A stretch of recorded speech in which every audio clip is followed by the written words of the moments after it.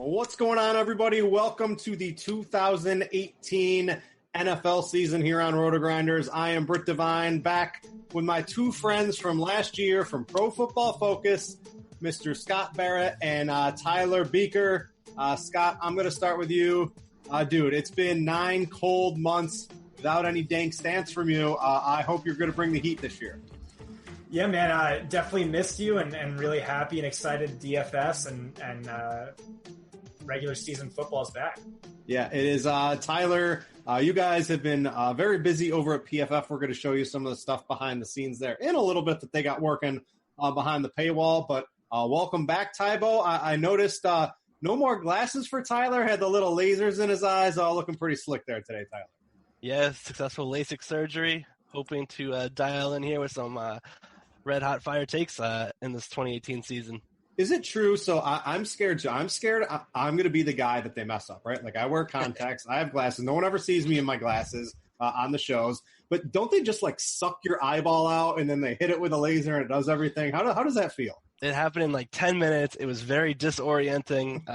I was just so happy that it was over very quickly.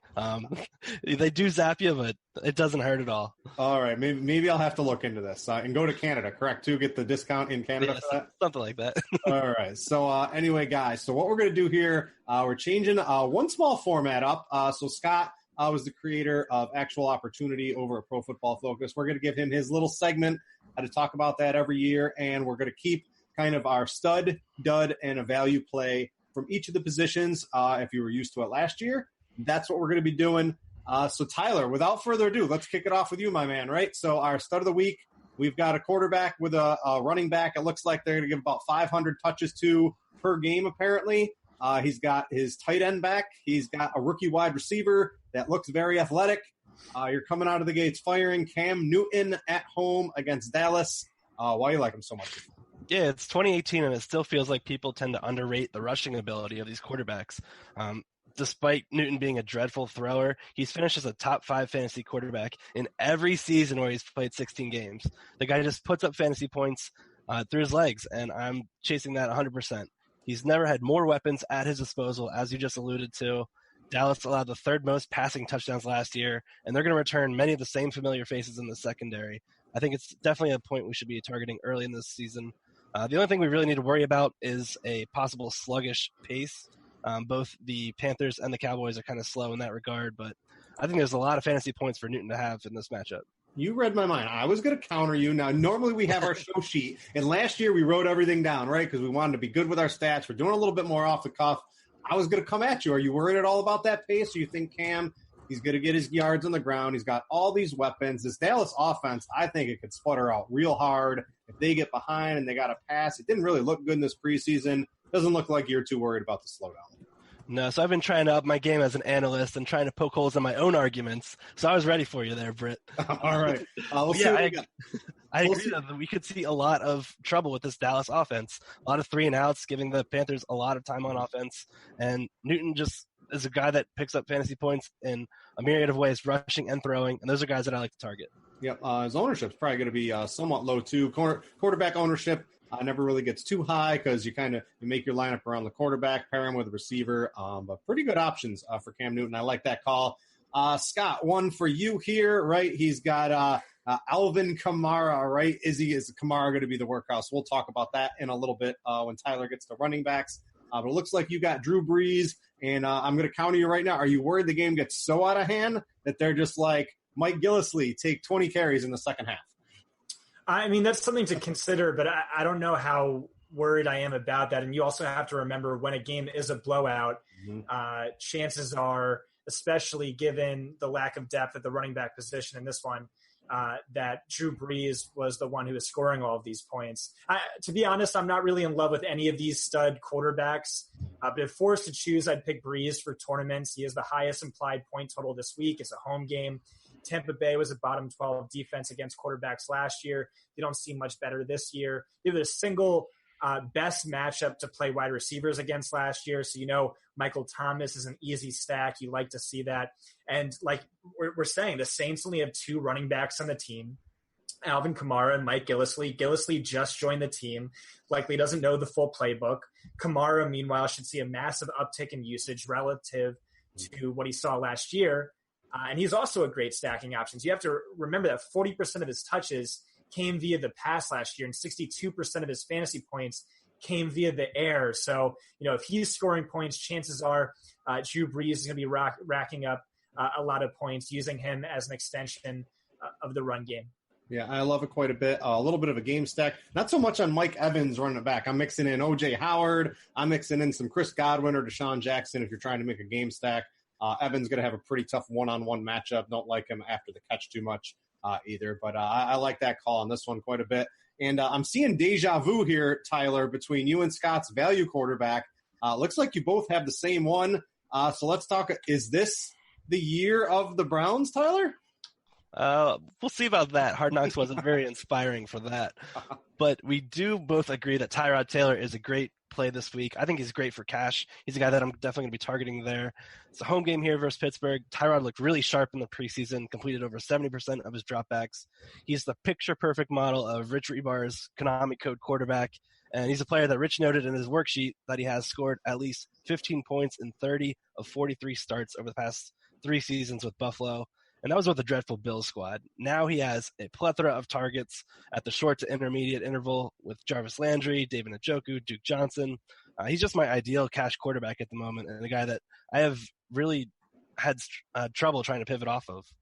Scott, I don't know if this was you. You post so many hashtag dank stats throughout the week, Scott. It was me. Yeah, with the zone coverage. Was that you? Yeah, and I've improved upon it. All right, let's get in on this here because Scott, if you don't follow Scott on Twitter, it's at Scott Barrett DFB. There's so many good nuggets that he gets out. Sometimes Pro Football Focus even yells at him for giving out too much stuff for free because they want to keep it behind the paywall sometimes. But his account's so good, you got to follow him. Talk to me more about the zone that Pittsburgh plays. Yeah, so I know you're going to reference that the tweet I had from a few days ago, but that actually isn't a good stat because I only looked at Tyrod Taylor as a passer versus man in zone coverage. And we have to remember that a lot of his fantasy potential comes on the ground, and quarterbacks average 8.8 yards per carry against man coverage and 6.9 against zone coverage. So that stat is basically incomplete. So what I did was I looked at it on a fantasy point per dropback basis, which I think is a lot better. So Pittsburgh ran a zone defense on 80% of their defensive plays last year. That ranked second most. Over the past 3 seasons of 32 qualifying quarterbacks, Tyrod Taylor ranks 4th in fantasy points per dropback against zone defenses, and he ranks 27th best against man defenses, so 5th worst. That's a crazy split. That's insanely high. Also, keep in mind, he ranks 12th in fantasy points per game over the past 3 seasons. Now he's arguably in a better situation in Cleveland. We know Kaiser had some blow-up games last year. Hugh Jackson likes the mobile quarterback, better weapons. Our buddy Mike Clay, former Pro Football Focus analyst, actually has Tyrod Taylor number 2 in his projections this week over at ESPN among all quarterbacks. That's that might be a little bit high, but yeah, I can definitely get on right. Tyrod. I think he's a viable cash game quarterback. You both have the same one. I'm going to throw out my thoughts. I'm looking at Andy Dalton a little bit, right? This Colts defense is horrible. Anyone have a 30-second take on Dalton? And I love that call. I think that he's going to be a big part of my tournament options because I think you can stack him in a numerous amount of ways, and you can bring it back with the Colts. That's the 4th highest game total of the week. Plenty of volume of fantasy points to go around there. All right. So, Tyler, we'll keep it on you here. You've got a dud, and this is going to be a little I don't know if it's controversial because you have these home road splits, but Scott's also going to talk about in receivers why you want to roster the best receiver in all of football with him too. And it is possible for a receiver to have an extraordinarily big game while a quarterback kind of flops overall in fantasy. You're looking to put the kibosh on any Big Ben ownership. I like Big Ben quite a bit in the passing game, especially with all the stuff going on with Le'Veon Bell. What's your take on this? Yeah, Scott mentioned earlier that the higher-priced quarterbacks this week aren't really enticing, and I really agree with him there. Ben's one of those guys. He's top 6, I think, on both slates. He's just got those atrocious home road splits that are well-known at this point. He's going to be without Le'Veon Bell this week, likely, and that's a player that commanded over 18% of his targets. That's a lot of passing volume that goes towards Bell's way. Keeps the chains moving, keeps the offense on pace. I'd rather just have Antonio Brown on his own and spend elsewhere at quarterback. I don't know. We have a full 16-game slate here. There's no real need to force a quarterback if you're not really in love with it.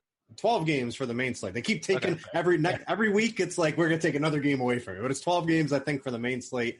But on that, Scott, your dud, it's always dangerous to put a dud tag on, what's his Russ Danger Wilson, because he's so good. But we've got an 85% Doug Baldwin, who's going to be covered by a really good cornerback. He's going into Denver, and nobody wins in Denver early on in the season here. So I think you have a lot of stuff to back this up on Russ Wilson. Yeah, so you hit the nail on the head. We're getting 80% of Doug Baldwin. Tyler Lockett's dealing with a toe injury. A 34-year-old Brandon Marshall, who's been one of the least efficient receivers in the NFL over the past 2 years. A tight end one in Nick Vannett with 15 career receptions, a bottom 5 offensive line, and they're traveling to Denver. He just looks like a value trap to me, the 14th highest priced quarterback on DraftKings. But, there's clearly a lot of risk. Sure, definitely some high ceilings here, but it's the second lowest implied total on the slate. Only Buffalo is worse, and of course Buffalo is worse. But I did want to add that I do like your call of Andy Dalton. I also like Joe Flacco a little bit as some other value plays. Buffalo and Indianapolis were the 2 least efficient defenses in generating pressures against opposing quarterbacks this preseason. Also ranked bottom 5 last year in the regular season as well. You can make cases for just about every, when you make your lineups, you got to tell a story, right? Your lineups need to tell a story. I can tell a story with just about every quarterback except Nathan Peterman. I can't figure out a story for him where he's going to come out with today, but maybe like a one Russell Wilson if I'm making a lot of teams. But I'm kind of with you. I don't really have a lot of Russell Wilson right now. So Scott, real quick, we've got to get the show going a little bit here. So every week, Scott is so good at Pro Football Focus with actual opportunity and all the other stuff, all the stats that he tweets out and all the articles he does behind the scenes. We want to kind of give him his own segment to feature the actual opportunity. We're calling it Opportunity Knocks. So Scott, give me in about 30 seconds to a minute what this is and what people can expect in here going forward as the season progresses. Yeah, so actual opportunity is a stat I came up with. It's basically expected fantasy points, so it measures how good a player's volume is. We're looking at running backs, wide receivers, tight ends. Remember, volume is a lot more important, a lot stickier, a lot more predictable for fantasy than anything efficiency or even raw fantasy points if you're looking at my correlations. What we're doing is we're over an 11-year sample of play-by-play data. We're looking at every target by distance from the end zone and depth of target, every carry by down and distance from the end zone. And we're looking at the average, aka expected fantasy points, a perfectly average player would have scored. So last year, Le'Veon Bell, easily the best volume of any player.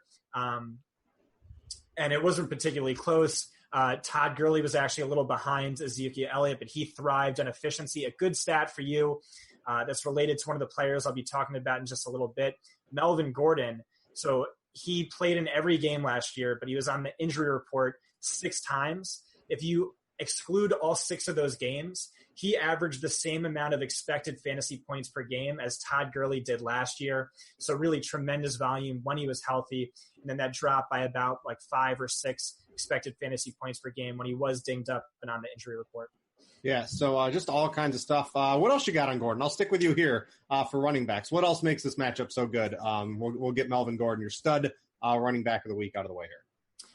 Yeah, so I think this is going to be the cheapest he'll be all year in what is a good matchup, although I can say that for a number of running backs like Kamara and Christian McCaffrey. But so use that stat. I think volume's going to be better than a lot of people are anticipating and what it was last year. Also, Chargers coach Anthony Lynn told Dan Graziano of ESPN earlier in the offseason that one of his biggest regrets in his first year was not getting Gordon more work in the passing game. So I do see number of targets increasing this year. That offensive line looks much better with Pouncey as the center and Lamp returning from injury.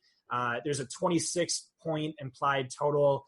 I think he just smashes and he's a great value. Yeah, I think he's a great play. The problem is I want to roster 25 running backs on DraftKings this week, Tyler. So your stud is another one of them. Of course, we got Alvin Kamara. every running back, right? Jonathan Williams, I paid up to get him on some of my waivers.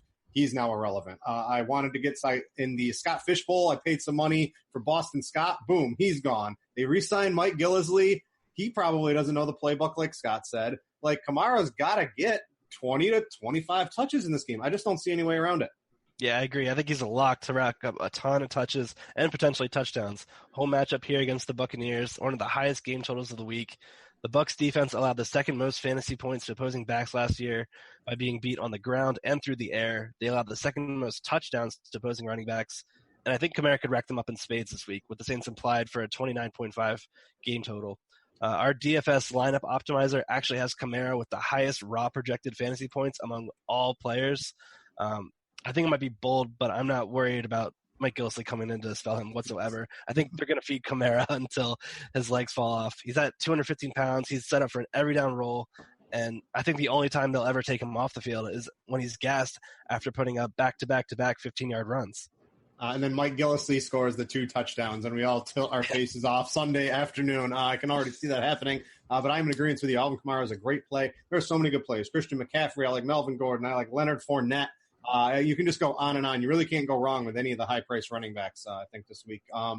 Scott, you've already thrown Le'Veon Bell in the grave. He doesn't exist to you. You don't think this is going to work out week 1. Looks like one of your value plays is going to be James Conner, right? He's 4,500. Everybody's going to be using Rex Burkhead. We're waiting on Sony Michel. So this is something I'm struggling with myself right now. Do I play James Conner, who's likely going to be in the every down workhorse role, or do I roll the dice a little bit with Burkhead in what should be a really high-scoring game? We'll look at the green line from PFF, from the Elite package here. It really likes New England to score a ton of points when we get to that in a little bit here. But why so high on Connor so fast? Yeah, so he was our highest-graded running back this preseason. He had 19 carries, 100 yards, a touchdown, 5 missed tackles forced, a 5.3 yards per carry. Also 7 receptions and 7 targets for 61 yards. And he didn't really play that many snaps. He was just used as a bell cow. And that's exactly what we've seen in the past when Le'Veon Bell has missed time. His primary backup has averaged 22.4 fantasy points per game across the 11 games he's missed since 2015. That's top 3 fantasy running back numbers. D'Angelo Williams, his workload was nearly identical to Bell's when Bell missed time and he was on the team. And his preseason workload's been very Le'Veon Bell cow-esque. Seems like, Tomlin prefers his running backs to be used that way at least. So I'm betting on massive usage, at least relative to his price tag. And he's a guy in lineups where I need that extra space. I'll be loading up on him. This would all assume if Le'Veon Bell comes back tomorrow for something like he gets sick of all the takes on Twitter day, and he just shows up tomorrow. Even if they say Le'Veon Bell's limited, no one's going to be playing. He's not showing up. Yes. All right. So I just want to make that clear to the listeners. Yours, I talked about Andy Dalton. Andy Dalton's throwing passes. Some of them are going to a really good receiving running back, Joe Mixon. I said this about a week ago to a couple people. The Cincinnati game, their total is way too low. They're going to score a bajillion points. It's starting to gain a lot of steam. I look on Green Line. I look at a lot of other things. The total is just rocketing up in that game. That thing might hit 50 by the time it's all done because neither one of these defenses are any good. You don't have to sell me on Joe Mixon, but what's your spiel?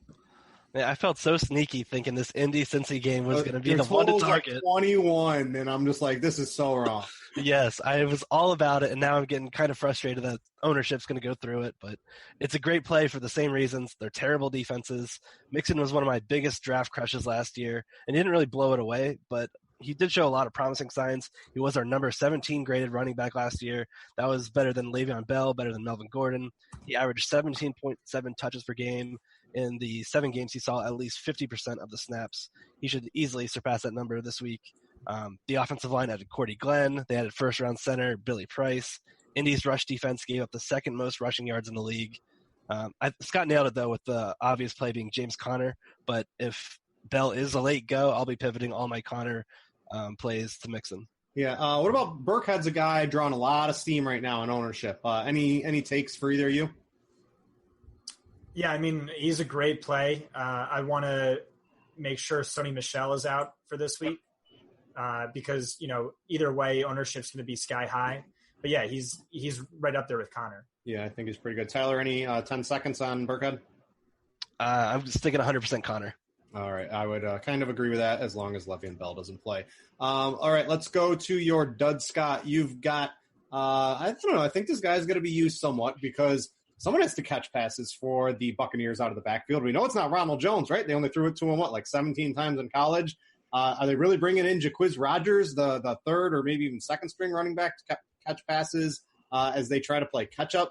You're going to get the first half from Peyton Barber. I think he's going to draw some probably not reasonable ownership. I don't know. What is this? If I tell you he's 5% owned, that's probably going to be a little bit too much for you, correct?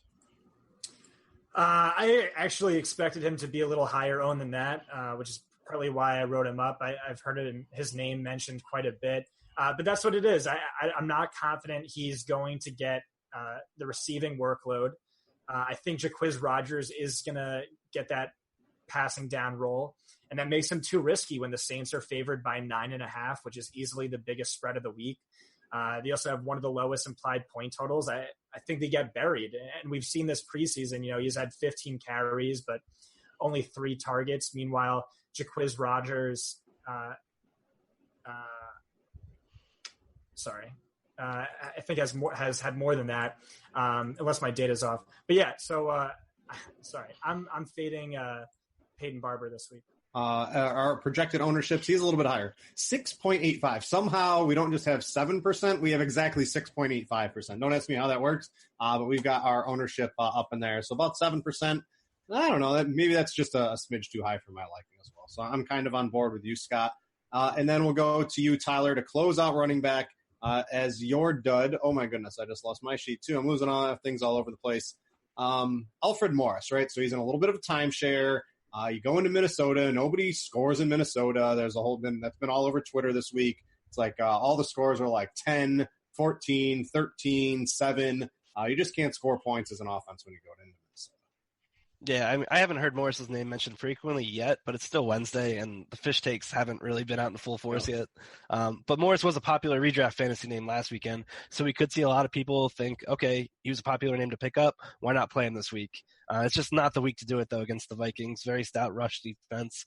They allowed the least amount of fantasy points to opposing running backs last year, second fewest rushing yards, and he's a near zero in the receiving game. There's very little purpose to rostering Morris. Yeah, no, this is not the week to play San Francisco running back roulette. We'll save that for another week. I am in complete agreement with you on that one. So let's talk about some of the stuff going on over at Pro Football Focus. You have all kinds of new subscriptions, Scott. You have the Elite. You're what are the Premium Stats 2.0? You can see those here. These used to be like thousands of dollars. Now it's like 200. So it's a little bit more accessible to the average person. And with that, you get access to all kinds of really advanced statistics that some of the best players use. If you don't have that type of money, you can get access. I think it's, $40 or something like that for the year. It gets you things like the grades, and it gets you the quarterback matchup chart that I'm showing here.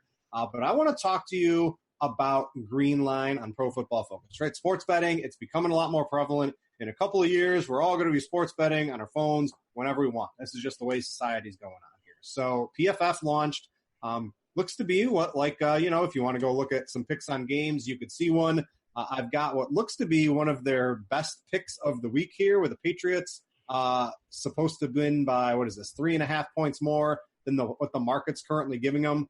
So I want you to explain this to the viewers out there. What kind of Green Line is? What goes into it? What can they learn from it? And why it's such an important part of the stuff here at Pro Football Focus this year. Yeah, it's a pick'em service aimed at bettors who are looking for an edge against sportbooks, and that's exactly what we provided last year. In the pre-Green Line era, we had the Lock of the Week, an article Eric Eager and George Cheruri did. We went 24-8 and 1 on those picks, which is really incredible. And so we decided to invest a little bit more into a sports betting platform. We have all the games updated in real time with the PFF prediction for the spread, the money line, the over/under. Are you screen sharing it right now? Yeah, it's up right now. I got the Patriots game up here. So your PFF is predicting a complete Patriots blowout, right? 9.5 points. The market's at 6 right now. I want you to bet the money line on the Patriots too, because the edge on that looks pretty big. It was one of the biggest ones I saw, so I wanted to bring it up to the screen for the people. That's exactly right. So basically, PFF Greenline or elite members can notice that pretty much our lock of the week looks to be the Patriots with a 3.5-point differential from the market. So that's something you can bet on, but that's also really important for fantasy as well. When Vegas sets lines, they don't do it because they think this is the outcome of the game. They do this because this is how they think people are going to bet it. Mm-hmm. It's why for each of the past 9 seasons, Dallas has failed to cover on Thanksgiving. They just know Dallas fans just bet on their team on Thanksgiving every single year. And so ours, I think, are a little bit more accurate. So I'm going to notice that. I'm going to know that the rest of the field isn't on this because they're still going off of Vegas data. And I'm going to have a little bit more exposure to guys like Rob Gronkowski, Chris Hogan, Rex Burkhead. And if you scroll down, you can see the betting, how people are betting at line movements. You could look at recent injuries and the PFF grade on those injured players. You could look at snaps per game for the two teams. So different things like that. Amazing product, worth the elite subscription alone. But of course, when you throw in premium stats on top of that, it's the deal of a lifetime. If you're an Excel whiz and you get the elite and you have premium stats, you can do some crazy things and create all kinds of new formulas for your lineups and different correlations. You can really do some crazy stuff with the elite. So I want to point out Greenline. And I'm telling you, I'm going to feature Greenline a lot this year. So if you want to take a look at some of PFF's best picks every week, I'm going to have them for you on the Greenline. So how does that sound, Scott? Sounds pretty good. All right, Tyler, let's look at the grades. These are things I always like to look at, and this is going to lead into a little bit of a hot take that Scott's going to have on a wide receiver, because as a whole, I'm looking at the Kansas City defense. I see Orlando Scandrick. We all know he's garbage, right? And the PFF grade backs that up. I see Eric Berry. Eric Berry might not even play. He's been injured. Who are they going to throw in for him? Somebody who's not as good as him. A lot of low grades all around in the passing game, except for Kendall Fuller, who came over in the Alex Smith trade from Washington. The problem is I go to the wide receiver cornerback chart, and Mr. Keenan Allen, he plays about 50% of his snaps in the slot, and Fuller is a designated full-time slot cornerback. I would imagine he's out there whenever Keenan Allen is out on there. So, Tyler, to you, before I turn this over to Scott, who's I kind of want to start with Scott's dud, which is going to be Keenan Allen. What's your overall take on this Chiefs defense and anything you notice here that we can take advantage of? So this is a game that a lot of DFS players are targeting, and I think that Keenan Allen might not be the one they want to target based on that Kendall Fuller matchup, our number 3 cornerback from last year. But one matchup they should be paying attention to is Tyrell Williams on the outside against Orlando Scandrick. Scandrick was our number 108 cornerback out of 120 qualifying last year. He signed a 2-year, $11 million contract by Washington earlier this offseason. Didn't even make it to week 1. He was cut, picked up by Kansas City. Now they're trying to trot him out there.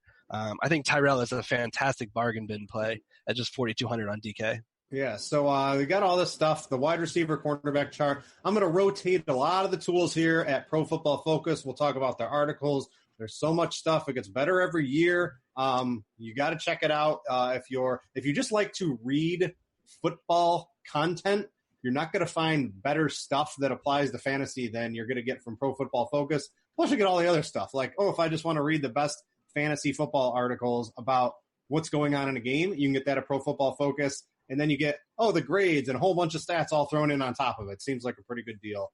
So make sure to go check that out. So, Scott, let's we're going to flip it around. We're going to go to wide receiver. Let's expand on this Keenan Allen and Kendall Fuller. Let's just talk about how good Kendall Fuller was last year.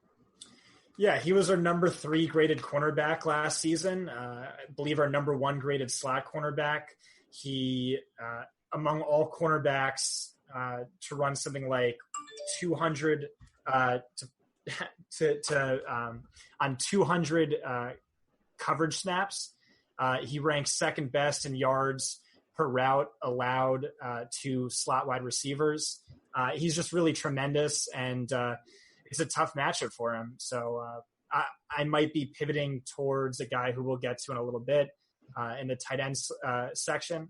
But or actually, no, sorry. I got confused. But yeah, that's a tough matchup, as is Mike Evans versus Marshawn Lattimore in a likely shadow situation, as is DeAndre Hopkins against Bill Belichick, who has extensive history of taking away an opposing player's number one offensive player. Yep. I want to ask you, too, with Matt Patricia going to the Lions, how are we going to apply that? The Lions aren't on the main slate, but they do play on Monday night. Do we think that's going to apply to the Lions? Are they going to try to focus now? They're playing the Jets, right? Like, do you really have to take away the number one option? Who really knows, right? But as DFS progresses, do you think that's something we're going to have to note with the Lions? See what they do. They try to lock down Robbie Anderson week one, right? And the other people go off, or do they play it a little different? This is something I'm interested in. It's a good idea. Yeah, I'll have to see on that. So that was Scott's dud. He's a little low on Keenan Allen. Keenan Allen currently projected to be the highest owned wide receiver. So a pretty solid hot take there from Barrett, based mainly on his matchup with Kendall Fuller there. So we'll flip it back around. We'll go back to a stud wide receiver for Tyler. And let's get into this, Tyler. So who do we have here? Oh, yes. I talked about Andy Dalton. You talked about Joe Mixon. AJ Green, who's this guy covering AJ Green? Look at some total scrub, right? Like, this is an AJ Green explosion spot. You've got John Ross keeping safeties busy on the outside. They're not going to be able to double team AJ Green. You got to worry about Mixon underneath. You got a healthy Eifert at least to start the game, and we'll see where it progresses from there throughout the season. But AJ Green's just going to have some really soft coverage. I'm loading up on AJ Green this week. Yeah, me too. He commanded an elite wide receiver target share last year, surpassing 28%. That number trailed only DeAndre Hopkins last year. Green ran 85% of his routes on the outside. That means he'll be matched up against Pierre Desir and Nate Hairston. Both these guys ranked bottom 20 among our 120 qualifying corners last year. I think Green is a very safe cash play if you can afford him. And I really wouldn't fault anyone that wanted to lock him in for 80% of their lineups as a heavy core play in tournaments. And I saw you tweeted this out earlier, but it's Pat at PFF that does the snaps article, and both these teams really slow last year. I think it's easy to see both of these teams having large upticks in snaps this year, right? The Cincinnati offense is going to be better. Andrew Luck's back. These offenses should be clicking much better than they were last year. Yeah, I agree. And Frank Reich, I think, is going to be a big asset for Indianapolis, keeping the speed up there and that. So, keep an eye out for that game. This game opened way too low. I don't know. I think the ownership's probably – I don't know if it's going to get too high, but I'm certainly going to be contributing to the high ownership on that. Scott, your stud, you tweeted out some really cool dank stats before the show here. Let's get into this. Our sheet simply says Antonio Brown on every lineup. Expect a massive, massive game from him this week if Le'Veon Bell sits. That's right. Also, I just remembered one more thing about Keenan Allen. This preseason, it was only 20 routes, but he played in the slot on 70% of those routes. And last year during the regular season, it was less than 50%. It was 49.7. And I think with, Mike Williams in play this year, I think he does play more out of the slot. So again, that Kendall Fuller matchup might be more detrimental this year than it was last year. But Antonio Brown, every single lineup. He's actually relatively cheap on DraftKings compared to pricing in prior seasons, whether that's for the overall wide receiver one on a full slate or that's Antonio Brown himself. His price isn't egregious by any means. And he smashes Cleveland, 29.6 fantasy points per game over his last 4 games against Cleveland, 27.5 in his last 3 at Cleveland, over 100 yards in 5 of his last 6 against Cleveland. And so in games with Roethlisberger active since 2014, Antonio Brown averages 7.3 more fantasy points per game and 3.0 more targets per game when Bell is out of the lineup. Terrence Mitchell, rookie Denzel Ward are not scaring me in the slightest. I think, this is we're going to do the same thing we did last year, which is play Antonio Brown against Cleveland, and he's going to smash. Yeah, and you can take advantage of it this week. So I'm going to I think based on this, I did have Keenan Allen, but you can have Keenan Allen, you can have Antonio Brown, you can have a stud running back. You can do whatever you want this week on DraftKings for the most part. You can get a lot of stud players. You have to take advantage of this, in my opinion, because next week Antonio Brown could be $10,000, right? Like that's what he should be in a matchup like this. So we're getting a nice discount. Certainly vying to enter my cash games for sure. I love the Antonio Brown pick. Tyler, back to you. We'll go to a value receiver for you. I wrote this up, one of the best advantage matchups per the wide receiver cornerback chart, because Kendall Fuller, he's not in Washington anymore. He's in Kansas City, and there is nobody to play the slot cornerback against Larry Fitz this week.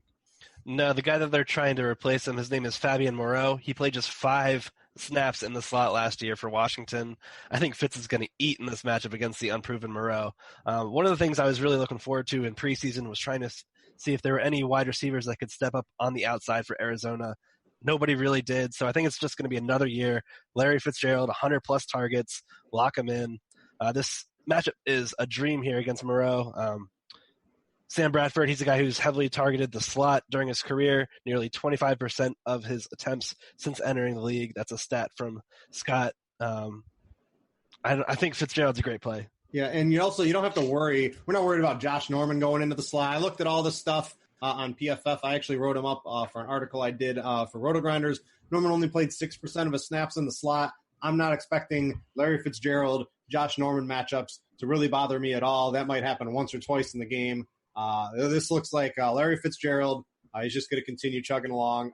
Probably one of the bigger upside games I think he has this season based on his individual matchup. Let's go. We already talked to Scott on his dud, so let's find his value wide receiver here. We're going out to Denver, and it's not Doug Baldwin at 85%. We're looking at the other side of the game. I think he's 5K on DraftKings. Emmanuel Sanders now. We did get Seattle, Mr. Cam Jordan. He came back today. I don't know. Is he going to be fully acclimated? I don't know, but I still think Emmanuel Sanders, especially if you watch those preseason games, Scott, poised for a pretty big week 1. Yeah, so he's priced outside of he's priced as a wide receiver 4 on both FanDuel and DraftKings. He played hurt in the majority of his games last year. A lot of people forget that when looking at his numbers last year. Now he has probably the best quarterback he's had in 3 or 4 seasons. He's playing in the slot 64% of the time this preseason, as opposed to 28% last year with the emergence of Cortland Sutton. That makes a lot of sense. Remember, Thielen crushed in the slot last year with Case Keenum. And Sanders has easily been Keenum's favorite target this preseason. He's comprised a whopping 43.8% of Keenum's total aimed throws. He might legitimately be the new wide receiver 1 on this team. Remember, he only finished 7 targets away from Demaryius Thomas in 2016. And yeah, Seattle's defense is not good. With Earl Thomas back now, in week 1, they're going to be without 3 of their 5 highest rated defenders from a season ago. If Thomas doesn't play for whatever reason, that's 4 of the 5 highest. And their number 2 in 2016 is no longer on the team. All 3 cornerbacks are very beatable. He's just a smash play. But again, very close call between he and Fitzgerald, who I like a lot as well. Yep. Well, I think the 5K, Fitzgerald's a little bit more expensive. I think definitely Emmanuel Sanders, certainly on my radar. We're going to have a couple extra minutes. I'm going to throw out, let me bring up DraftKings here. I'll throw out a couple other names. Thoughts on Chris Hogan in the mid-tier, anybody? Definitely an option this week. I mean, we saw how well that he and Brady orchestrated during that one preseason game where Brady played the full first half against the Eagles. He targeted Hogan and Edelman a ton. Edelman's out of the picture. It's going to see a lot of Hogan this week. Yep. And then, Scott, a couple other guys that are interesting to me. We've got Kenny Stills, right? Devontae Parker's not playing. He's 4,700 on DK. What's your interest level in a guy like Stills in the mid-tier? Yeah, absolutely. I mean, Amendola's arguably in a tough spot. I know our wide receiver versus cornerback matchup chart disagrees, but I actually think Logan Ryan is a particularly tough matchup. I actually love Albert Wilson. He's one of my boys. I think he's in play, although I doubt he's making his way onto any of my lineups this week, or too many of them, because of how soft pricing is on both sites. Mm-hmm. But yeah, still, he looks like the de facto wide receiver 1 with Devontae Parker out. We saw Parker and Landry see massive usage last year. Landry's out of the picture. Parker's hurt, and Stills was still highly, highly productive on what was wide receiver 3 volume. So yeah, he's a great play. That's the problem. There's a ton of great plays this week. Yep. And then Tyler, too, I want to get your thoughts on this. Currently, our 3rd highest projected wide receiver per ownership He's 3,800. He's Keelan Cole of the Jaguars. What are we doing playing a chalk Jaguars wide receiver week 1? I know he's 3,800. It saves you money. You don't need a $3,800 receiver this week. Do you agree that he should be that highly owned, and why or why not? I think he's at such a discount, it's hard to fade him. He's not a guy that I'm actively trying to fit into lineups now that we don't really have to, though. He was a guy that I had in a lot of my dummy lineups, but Yes. yeah, like you said now, there's just so much value on the slate. Mhm. If you want to, you can, but the matchup's not entirely appealing against Janoris Jenkins. Teams run heavy. They don't throw a ton. I'm not crazy about it. Yeah, I'm kind of with you. A week ago, I had him penciled in to quite a few more teams than I do now, simply because, if we're going to have James Conner, if we've got other things going for us, I could play Emmanuel Sanders with Antonio Brown, with another good wide receiver, with all the good running backs that I want, and a good tight end and a good quarterback. It's very easy to put together really good lineups this week. So I don't know if I'm going to have as much Cole as the field. That might be something I'm kind of with you. I'm going to be fading on. So I just wanted to throw out a couple more names in the mid-tier and get some thoughts on them. Tyler, you're dud. You have Sammy Watkins in here. I want to talk about Tyreek Hill, too. Your whole thoughts on this Chiefs offense, right? San Diego at home. Really, really tough defense for anybody to have a good game on, yet alone. I mean, he's not a rookie, but he's kind of like a de facto rookie quarterback here this week with Mahomes. Maybe he makes some mistakes after that good pass rush gets to him. Watkins doesn't look like he's going to be heavily involved this week. No, I'm very into this Los Angeles Chargers defense, actually. Like you mentioned, it's Mahomes' second game as a professional. Terrific pass rush, great secondary. A lot of reasons how he could find himself falling behind and playing catch up, having to pass a lot, allowing a lot of pass rush opportunities for Gordon and Bosa to rack up sacks. But as far as Watkins, he's just not a guy that I want to target whatsoever. He caught just 1 of 7 targets during the preseason.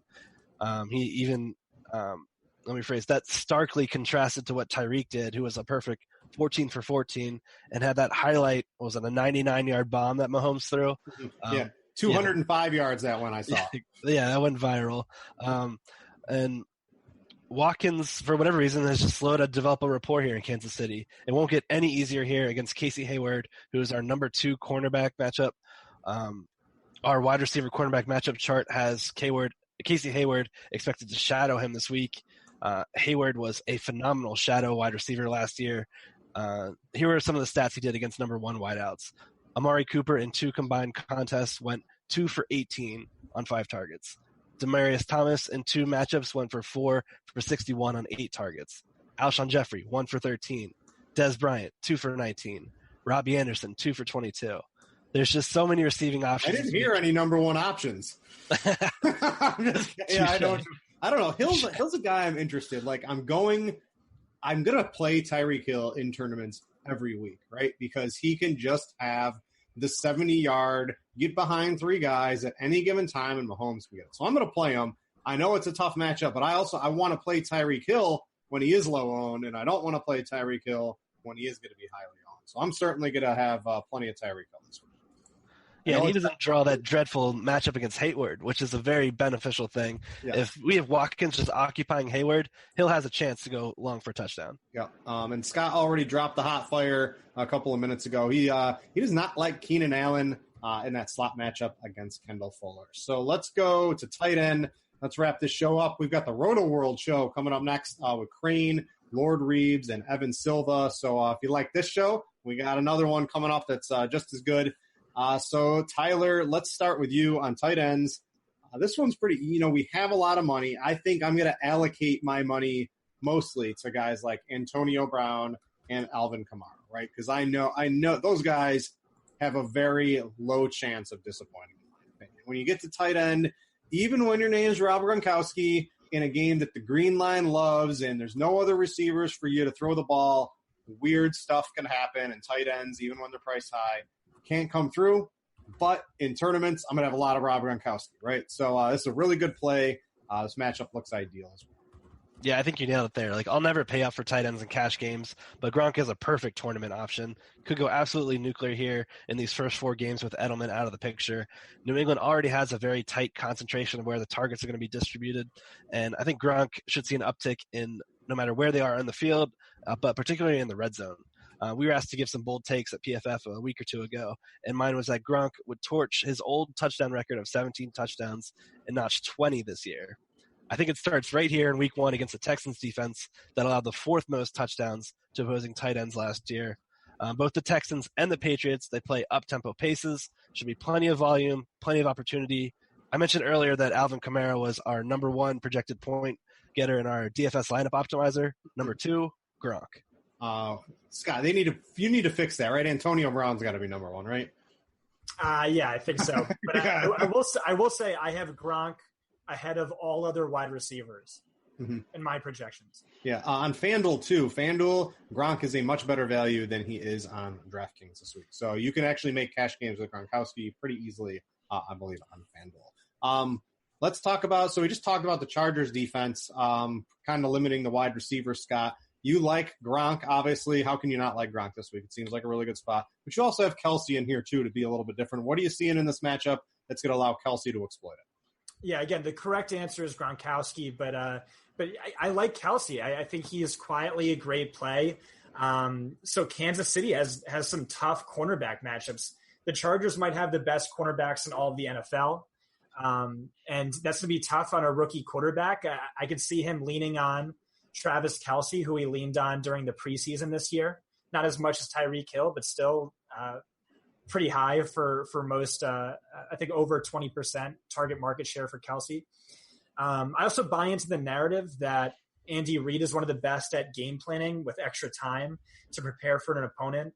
Maybe it's just hindsight bias after week 1 last year when he obliterated the Patriots and no one saw it coming. So I do kind of want some exposure to Kansas City, and with the wide receivers having such a tough matchup, I do like Kelsey. Although I double check on the health of Los Angeles' cornerbacks. I know a few guys are dinged up, but if all are healthy, that's a brutal matchup for the wide receivers there. It might be a tight end funnel spot. Andy Reid, didn't he do your boy Kareem Hunt dirty during the middle of the season, right? No touchdowns, not giving him the ball when he wanted it? No. I'm surprised Kareem Hunt didn't make it on here. He's a bad in-game manager, but he's a great, game manager planner. with 2 weeks out. Yeah. Yeah. We'll talk enough about Kareem Hunt, I'm sure, as the season goes on. Don't worry. Let's get to value. Both you guys have Jack Doyle in there. Looks really good. I think it was week 2. He was basically on the field for all of Andrew Luck's snaps, getting peppered with the ball, ran all the routes when he was on the field.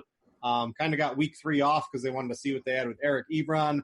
Doyle's 3,600 on DraftKings. Luck's not throwing deep. He's throwing all these little checkdowns. And you also don't beat Cincinnati deep. You beat them kind of with the checkdowns. It matches up pretty good this week, Tyler. I'm definitely using Doyle. I think he's cash viable, and you can load up on him in tournaments as well. Yeah, I agree immensely. He's a guy I almost want to go 100% in. Only 3 tight ends saw more games with 7 or more targets than Jack Doyle's 9 games last year. He led all tight ends with a 23% market share of the team's passing offense, catching 74.1% of his passes. Bengals are a bottom 12 defense last year defending tight ends. They allowed the 9th most receptions, 11th most fantasy points. He's the top play by our tight end matchup chart, and a guy, like I said, I'm locking in about 100%. Yep, you can do who do we have here? So who's going to be covering him? I wrote him up earlier. I looked at this earlier. So he's got, let's see. Hold on here 1 second. I can't find it here. I wrote too many words. I have to search through this. But the matchup's Sean really Williams. good. Yeah, we're not really worried about Eric Ebron either, right? Because I think they're going to use a lot of 2 tight ends and use like 2 receivers. I think that's probably going to be their preferred package to start the season. Yep, I agree. Sometimes sliding Ebron out into the slot as well. Yep. All right, Scott, let's get into yours. We just got a couple minutes left here. So give me a couple of your value plays, and then let's talk about one of your dud plays who used to be a funnel spot, and I think you have some evidence that your dud might not be in the funnel spot it used to be. All right, so that's a lot to say with so little time. I will say the correct answer is Jack Doyle. If Jordan Reed was 100%, it would be Reed, but I don't know that he's 100%. There's been some conflicting reports from Jay Gruden over the past week and a half. I also like Ricky Seals-Jones against Washington in a good matchup. Who else are going to throw the ball to outside of David Johnson and Larry Fitzgerald? I don't know. My dud is Austin Seferian-Jenkins. He's hurt. He didn't practice today. It just feels like a trap. I don't think the Giants are a funnel any longer. They're just bad everywhere except for whoever Janoris Jenkins is covering. He also kind of sucks. He had 4.83 yards per target last year. That was 16th worst of 581 tight ends since targets became a stat. Tyler, you got a dud. You don't have one in the sheet here. You got one off the top of your head? ASJ. Yeah. I'm going 100% Doyle. I'm sorry. I'm stuck there. Yes, I agree with that one. So that's going to wrap it up for the Pro Football Focus Show. We're going to be here every Wednesday at 9 o'clock. We used to be Thursday. We've moved it up because we have so much content here at RotoGrinders. We had to move it up a day to fit everything in. So we'll be here Wednesday at 9 o'clock. We'll be screen sharing some of the Pro Football Focus stuff.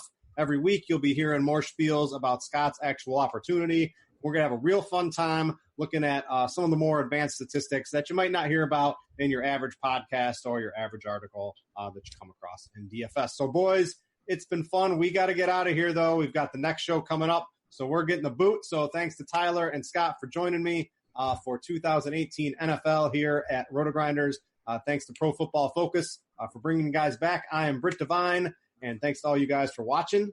We out.